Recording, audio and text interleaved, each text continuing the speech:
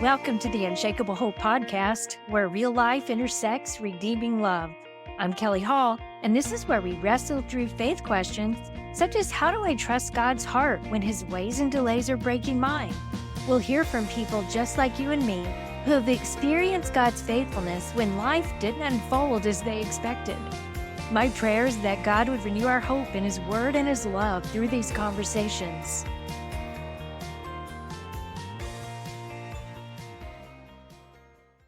Hey guys, I'm so glad you're joining me for this conversation. You'll be hearing from a friend of mine, Sarah Nichols. She's a writer and speaker, and I love that she was also a military spouse, but she has a rather intriguing story that impacted me, so I wanted to share it with you. You'll hear about a time when God led her and her husband to step out in faith and make an unexpected move. Instead of the great things they hoped to see happen in their new home, life seemed to fall apart pretty rapidly. Sarah's going to share how the Lord met her in the middle of all that confusing hard. And if you've ever been in a situation where you wondered if you made a mistake or maybe you were simply trying to figure out what in the world God was up to, I think just like me, you'll not only gain some interesting insight into the heart of God, but also a richer perspective about God's goodness and the creativity of his purposes. And so, Sarah, welcome to the show. Thanks, Kelly. I'm excited to be here. I love the pictures of your family. I've had so much fun stalking you on through your website and Instagram. Tell us Uh, about them. yeah, my husband, Brent, and I have 4 kids. Catcher, who's in high school, Easton's in middle school, Maddox is in elementary school, and Fielder is 1. And so we have them in all stages. And if you sensed a baseball theme, you're right. My husband's a baseball fan. So we kind of stuck with the baseball theme. I love that. My husband's a big baseball fan too. Oh, okay. So you get it. Yeah, I totally get it. When we first met, all I knew was football, and I thought baseball was the most boring game ever. But he has since educated me, and now I'm a baseball fan too. Oh, fun. Yeah. Well, one of the things I love to start out just asking how God is speaking to you these days. Yes, recently it's been Matthew 11:28. Come to me, all who labor and are heavy laden, and I will give you rest. In some other translations, it says, come to me, all who are weary. And I feel like our family, and I know we'll talk more about this, but there's been so many seasons of waiting, and our family is currently in another season of waiting. And you can just feel so weary when you're in those seasons of waiting. And our family was also a military family. My husband was in the military for several years.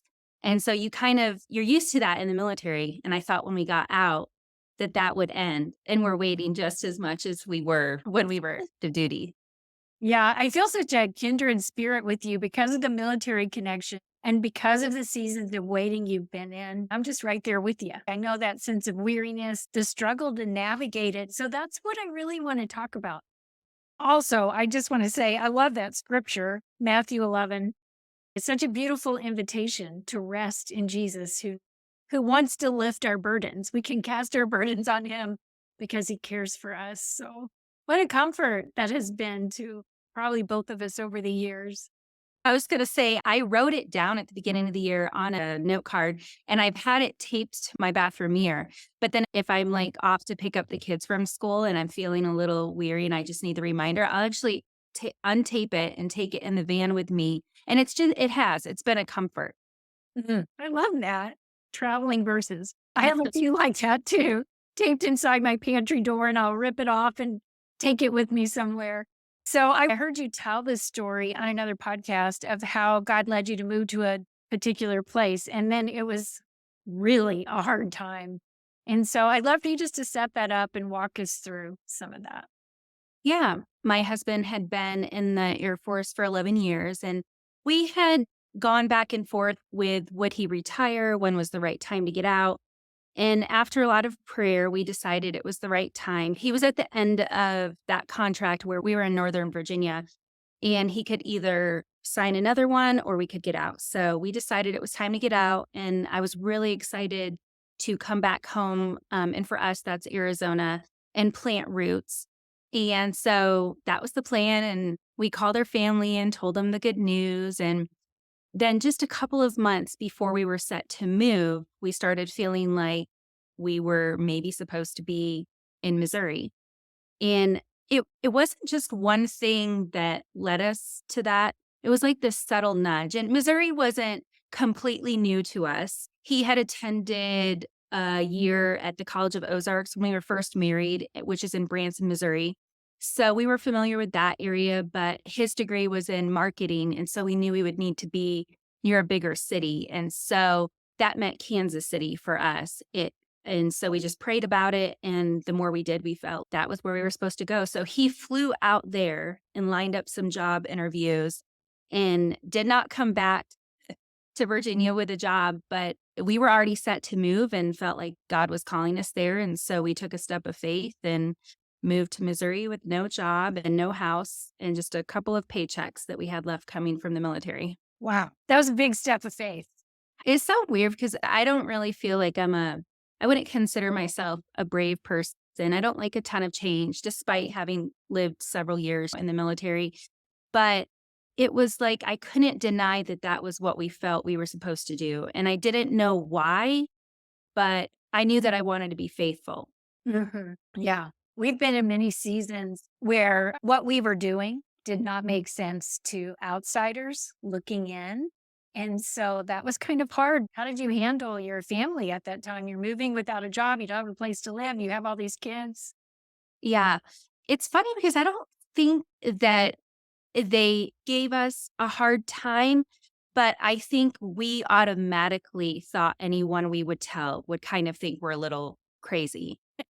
We did, and they just kept those thoughts to themselves. I'm not sure. We just explained what we felt God calling our family to do, and they were supportive. So we were lucky in that sense, but yes, we definitely felt like that must look weird for us to just be saying, "Hey, we made all these plans to move back home and see all of you, but now we're gonna do this completely different thing." Yeah. So what was it? You got there, y'all didn't have a place to live. Tell us how everything transpired. Yes. So we didn't have a place to live, and we had been in the military bubble so long that we didn't even realize, oh, yeah, no one's going to give us a loan for a house because you don't have a job.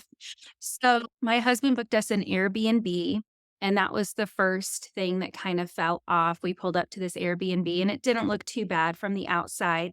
But when you got inside, I would have rather stayed in a tent than this house.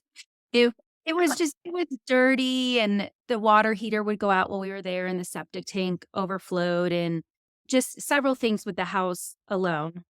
And then that unfolded into a few weeks later, my husband still didn't have a job, but he did manage to find our boys a baseball team. One weekend, we're at a tournament, and, we had been there Friday night and all day Saturday, and now it's Sunday night, and our son made it to the championship game, and our daughter's growing bored and asks if she can go play with some friends, and so they're playing in a batting cage, and I don't know if you're familiar with those, but they have these netted, like, curtains, and a few minutes later, she comes running, screaming, holding her mouth, and she's bleeding, and in some kind of freak accident, a kid had swung the net and it latched onto one of her eye teeth and ripped it completely out. Oh my. Yes, and thank goodness there was a nurse in the stands who made sure it was clotting properly.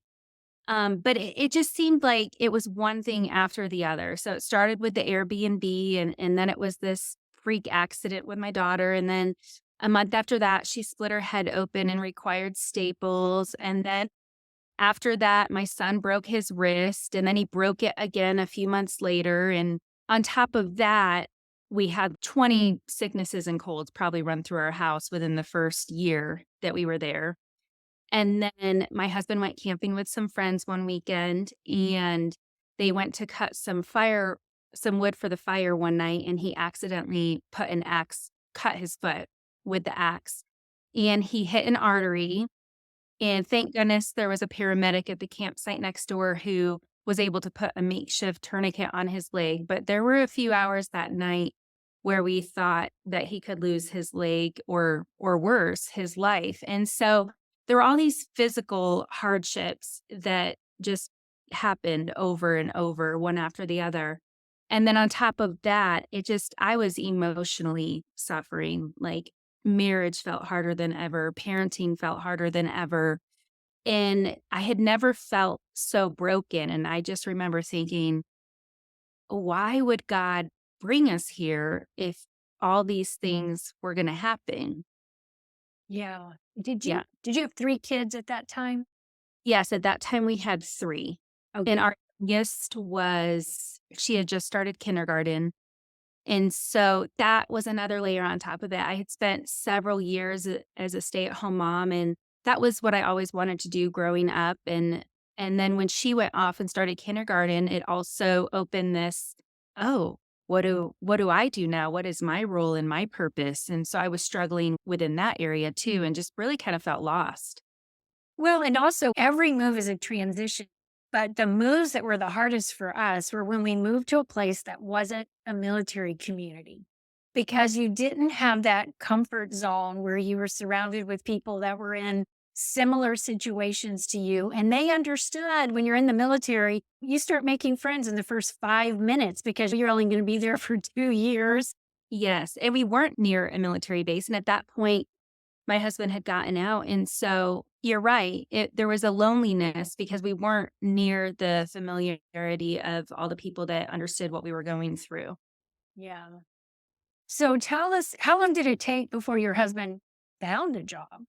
So he found a job, I think within a month, maybe a month to 6 weeks, and then we were able to get in a house a couple of months after that, and thankfully, we only had to stay in the Airbnb for about 5 or 6 weeks. We ended up having some really sweet, gracious friends who opened up their basement to us, that we could stay in until we closed on our house, and that was such a blessing because the Airbnb was awful. What a sweet gift. Were these people you met right after you moved there? So they actually were old acquaintances that we didn't realize were living in the area when we moved there. So we knew back from when Brett attended College of the Ozarks in Branson, Missouri. It was some friends we had met there, and they had since lived in other states, and we both just kind of ended up there.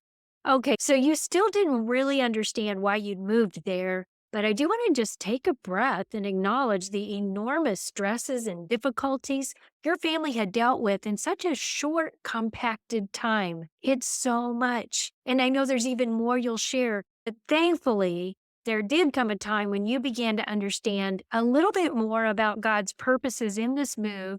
So, can you walk us through that whole discovery?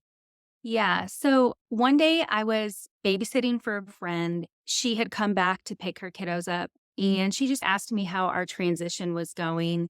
I think it was the first time that I even let myself stop and think about that. Internally, I knew I wasn't doing too well. I don't even remember what I told her, but I know that it was through tears. And she just looked at me and she could tell I was hurting and she said, "Look, I'm going to stay here and babysit your kids and you need to have a date night with Brent and you need to go talk through some of this stuff." So it was over dinner that I kind of opened up with Brent for the first time about just how much I was struggling and how hard it was for me. And he suggested that maybe I should see a counselor. And so that was kind of the beginning of moving forward. So, when you're with the counselor, some things began to be uncovered. And ultimately, you received a lot of soul healing in this place. Yeah, it's funny, Kelly, it was almost harder for me to say yes to picking up a phone and calling a counselor than it was for me to move across the country, a job or home. I just this was a few years ago, and I think we've come a long way, but I just felt like there was such a cultural stigma around seeing a counselor. Yeah. And I just felt I had done so many military transitions before, like, why is this particular one so hard for me? I remember in my first session, the counselor, she asks me why I'm there, and I tell her about the move and how we were a military family and how this has just been so hard. And it was a Christian counselor, which was great. She would pray with me at the end of every session. And I told her we were there because we felt God call us there. And so she gets through all that. And then she starts asking me about my childhood. I hadn't really realized up until that point that I was carrying a lot of hurt from my childhood. And so it opened up a door to start working through some of that. Yeah. Can you just talk about what it was in your childhood that was uncovered? What did you need to heal from? Yeah. So I grew up in the church. My parents were on the worship team and led small groups and went on mission trips. But right before I entered high school, they walked away from each other and the church that was like a second home to us. And so it was like I lived part of my childhood with this is our belief system and this is who we are. And it was like the rug had been taken out from underneath me. It was like everything changed. And so my parents went through a season for years at that back then where they stopped going to church. So it was like I still had this stuff that I believed, but I had no one coming alongside me to help me. Or even if I wanted to go to youth group at that point, my dad lived across the city and my mom was pretty much a single mom at that point. And so she didn't have the energy after long days to bring me to youth group. Life in that way looked different. It was a very difficult divorce. There was a lot of dysfunction. I went through that in childhood, but then it happened right before I entered high school. And then in high school, A difficult time anyway. it is. It's probably when it was the worst time for it to happen because you're already questioning who you are and you're trying to just become an adult and being launched. I love my parents and I know that our parents loved us, but and I think that they would say this themselves, but during those years, they were pretty much absent emotionally, physically. And so it was like I had to grow up overnight. And I was the oldest of four girls. I would be watching my younger sister so my mom could go on dates and just there were so many different layers to that. Yeah, I've heard psychologists say that when we're growing up and when we have these big losses at formative years, and then we're thrust into a place where we haven't been able to heal from those things, that what happens is we skip a lot of steps on the ladder toward a healthy maturity. And it sounds like you were just thrust into a place where you skipped several steps of growing up. And so there were a lot of holes there. Yes, definitely. I think that's so true. So that happened right as I entered high school. I met my husband in high school. So we were married a few years after high school. So it was like I kept walking from one season into the next. So I walked through this dysfunction, never really processed it. Then my husband and I get married. Then he joins the military. And then I enter motherhood with a baby who came 2.5 months early. And then there were deployments and TDYs. And it was like just one thing after the other. And so when I look back and in counseling, what it felt like was I was able to look back and realize that I had kind of been sleepwalking through that whole chunk of my life. It was just like, I just kept putting one foot in front of the other. Let's do the next thing without really stopping to process any of it. I had our first, well, my husband was away with the military. And like I said, he came 2.5 months early, just really significant things that happened that I never stopped I didn't know that I needed to work through them. Yeah, so your husband was deployed when your child was born at 29 weeks, is that right? He was actually away at tech school. He was able to come home about a week after our oldest was born, but everything happened so quickly. So he was technically supposed to be home by the due date. We thought we were good to go. Then I got put in the hospital on bed rest where I was supposed to stay for 2.5 months. But in the middle of one night, like I was experiencing a lot of pain and come to find out, like I was in labor. And so I delivered when no one knew I was going to. So that's why he was still away at tech school. And then they allowed him to come home one weekend to meet our son and see him, but he couldn't come back fully or he would have to restart the 6-month tech school, which we also didn't want. So we decided for him to finish that. So our son was in the NICU about 7 weeks, which was actually really not bad at all for how early he was born. And then That's pretty amazing. yeah. And then he got to come home about 2 weeks after our son came home from the NICU. Okay, wow. Well, so what I'm hearing is you were going through a lot of things, but you just kept thinking, you're fine, you're fine, you're fine, putting one foot in front of the other. And I can relate. I remember when our oldest daughter was going to have cochlear implant surgery, and my husband was starting a particular school, and he had already taken a lot of time off out of the Air Force to help us move to this new place where we knew no one. And then he had to go back, and I said, "Oh, you don't need to be here for the surgery. It's no big deal. It's just considered a minor surgery." But really, it ended up being not so minor, and I felt really alone in the hospital where I didn't know anyone, and I thought, "Why did we do this? This wasn't a good decision." But you're just doing the next thing, moving Yeah. to the next place, setting up new services for your kids wherever you are. Yeah. One thing I'll add is we often don't pay attention to our souls. That's most of us go through life on autopilot. Mhm. And then we suddenly realize there's an issue, and that's what forces us to pay attention. So, what were you discovering as you did begin to pay attention?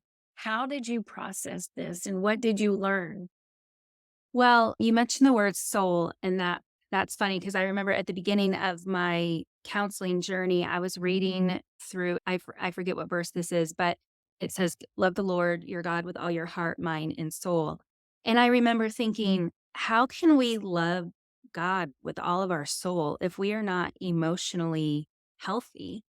We just can't, and so that was an eye opener, like, I wanted to get emotionally healthy, and so I would show up to counseling, and she would give me homework, and on weeks she didn't, I would ask for homework because I was learning all of this stuff about how my soul hadn't been healthy for so long. For instance, I think when you come from a broken home, and maybe not in all situations, but definitely mine, I remember from a young age, like really feeling homesick. I would be at home and I would be in our house, but I would feel homesick. Like I didn't have a family, I didn't have parents I could go to.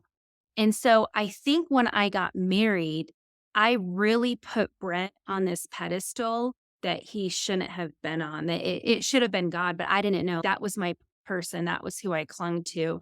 And so during our time in Missouri in the counseling sessions, not only was I healing from childhood trauma, I was becoming aware of where I had put Brent in places God should have been. And so that also created a shift in our marriage for the better, but I think it was a shock at first, I think, for both of us. And so I was able to heal on that level as well. Wow. That's a lot. So it sounds like Brent became an idol because you put him on the throne ahead of God and you were relying on him in ways that you really should have been looking to God for. Yeah. I definitely put him on an idol. I put control on an idol.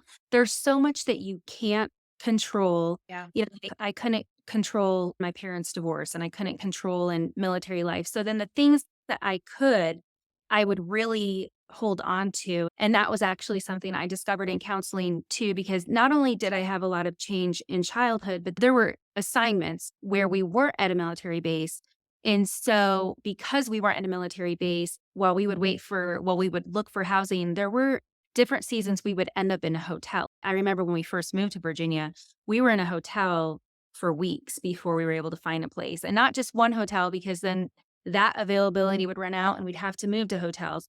And so when everything around me would feel out of control, I would control the stuff that I thought I could. And I don't even know what practically that looked like. I'm trying to Mm. think like what small things, but control was definitely an idol for me. And I think that that's why the move to Missouri was such a shock because I thought that because God was asking us to move to Missouri, that he was going to use us in some, I don't know, to maybe do a work in other people.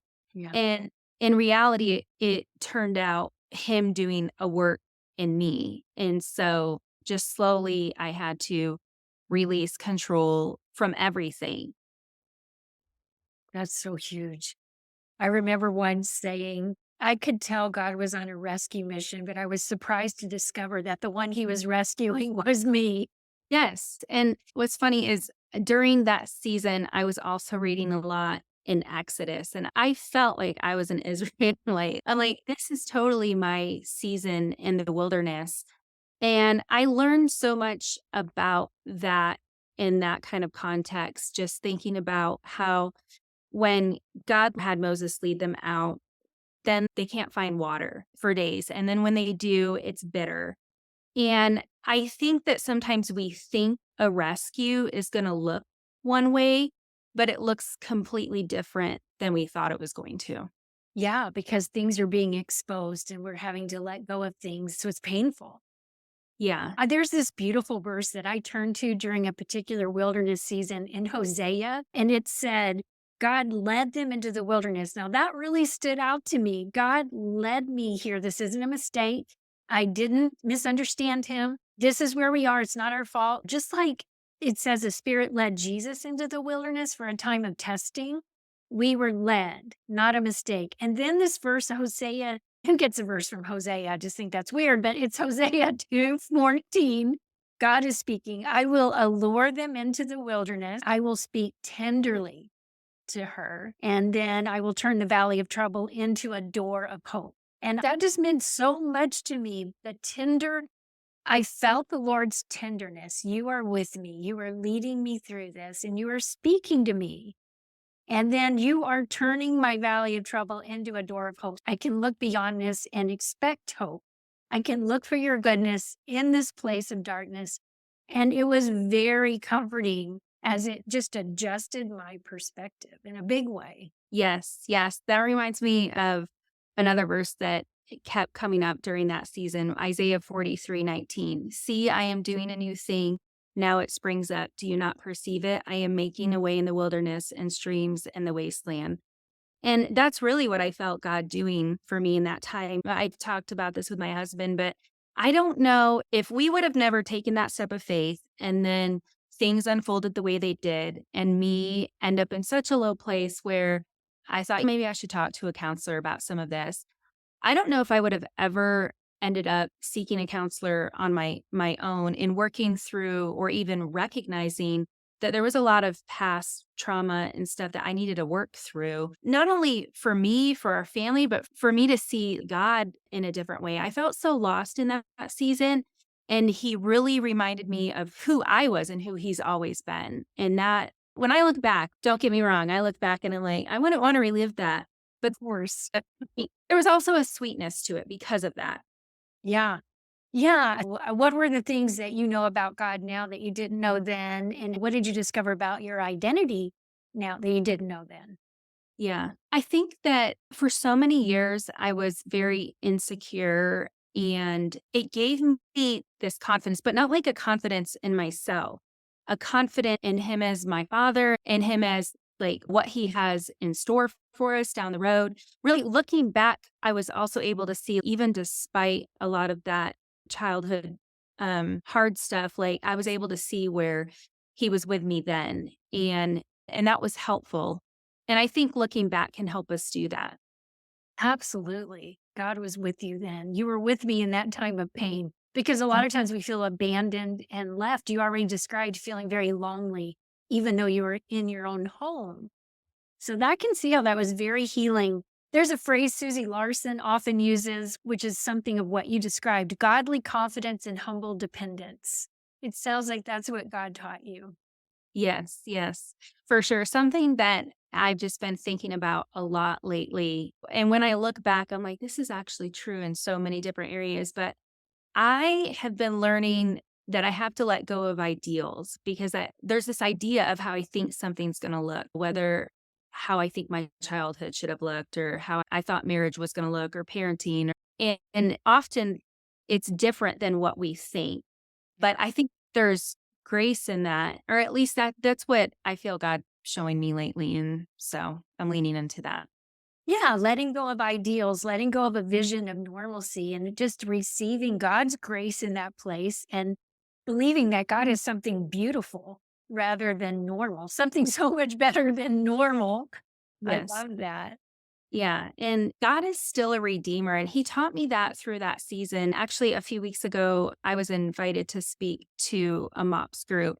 And it was a full circle moment for me because it was the church that was my church home that my parents left. And the lady who asked me to speak, she didn't know that when she asked me to speak there, but The fact that I was able to come back and have worked through all this stuff and speak at my old church home where all of that hurt had happened felt so redemptive. Wow. That is beautiful. So catch us up with your family now. You've moved back to Arizona, you're in Tucson, and you've adopted a fourth child, right? We did, and that's another sweetness from God. So we found our adoption agency in Missouri when we lived there, and we probably waited close to 3 years. At one point, we had a disrupted match twice where we thought we would be bringing a baby home, and we moved back to Arizona, had to redo home studies, all of that. And when we finally did get the call that our son was born, it was Missouri that we were brought back to bring him home, which was really sweet because even though our agency was in Missouri and we found him there, they were in several other states, but he was born in Missouri and we were brought that back there. And there were so many times when we thought, did we hear God wrong? And why are we here? And now with hindsight, you can look back and you can just see God's hand in it all along. That's just beautiful. Well, I would encourage everyone to go check out your family pictures because this little kid you adopted has the most beautiful smile I've ever seen. Yes, we've got quite a big age gap because he's 1 and then our next oldest is 10 and 13, 16. And so the older 3 are he's like the best thing that's ever happened to our family. Yeah. I love that. Yeah, they're great with him. I loved perusing your website. I loved reading your blog. You're a beautiful writer. You also offer a free devotional on there. So I'd love for you to tell us about that. Oh, yeah. I did a devotional that I have on my website with a friend where she's written half of the devotions and I've written half of them. And some of them are definitely about that season in Missouri for sure. The devotional is Falling for Freedom. You can use it any time of year, but when we released it, it was in the fall. So there's some fall recipes in there as well, which are fun. Yeah, it's really fun and it's free and downloadable. And so I've been going through it. You use a phrase called failing faithfully. And I'd love for you to just describe what that means. That phrase actually, it's funny. I had a blog post titled Failing Faithfully that when we were in the midst of making the decision to move to Missouri. And in those weeks before we made the final decision to let family know, Brett and I knew that we felt God calling us there. We were just waiting and praying, and I felt he would take a phone call with a job opportunity, and I'd be sitting there trying to listen. Are we going to get it? And the kids would be screaming, and I would feel like I was frazzled. And here we were wanting to do this thing and take this step of faith, but I felt I was failing at it. Like I wasn't being faithful, even though I knew God was calling us to this thing. And so I thought, well, if I'm going to feel like I'm failing, as we can sometimes, then I want to fail faithfully. And for me, I tend to be a black or white thinker, and I'm trying to get away from that. I think I just grew up that way. And so a lot of times I'll think there's a right or wrong way. And if I feel like I'm getting it wrong, then I feel like I'm failing. And so to me, that just meant I'm going to try. I know that I might not get this right, but I'm going to be faithful even when I feel like I'm failing and when it doesn't look like I thought it was going to. Yeah. One of the verses I turn to when I feel that way is First Thessalonians 5, I think 24, which says, the one who called you is faithful and he will do it. He is the one who has the power in our weaknesses. And so I love that phrase. But tell us how people can find you. So my website is sarahnicholswrites.com, and that's also where you can find me on Instagram. That's my email. Okay, it's Sarah with an H, and I'll put a link in the show notes so people can find you. Thank you so much for being here, Sarah. Thanks for having me, Kelly. If you were encouraged in your faith today, it'd be great if you'd help get the word out by subscribing, sharing with a friend, or leaving a review. I'd love to hear from you. You can reach out through my website, kellyhall.org, and pick up some free resources while you're there. Thanks for listening to the Unshakable Hope Podcast.